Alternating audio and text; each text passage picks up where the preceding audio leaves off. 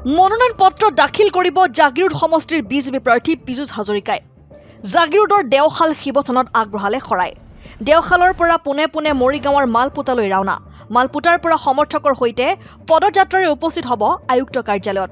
মৰিগাঁও জিলাৰ আয়ুক্ত কাৰ্যালয়ত পীযুষ হাজৰিকাই দাখিল কৰিব মনোনয়ন পত্ৰ।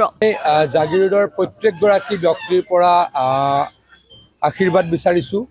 আপোনালোকৰ সহায় অবিহনে, আপোনালোকৰ আশীৰ্বাদ অবিহনে মই এইখিনি অৱস্থা কেতিয়াও নাপাওঁ।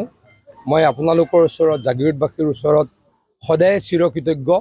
আপোনালোকে এইবাৰো যিহেতু বিজেপি দলে মোক প্ৰাৰ্থিত্ব প্ৰদান কৰিছে, আজি নামাংকন পত্ৰ দাখিল কৰিবলৈকে আমি ইয়াৰ পৰা আমাৰ দেওশাল মন্দিৰৰ পৰা ওলাইছোঁ।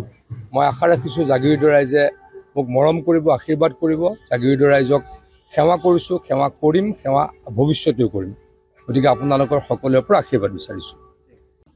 News desk report N24 Assam.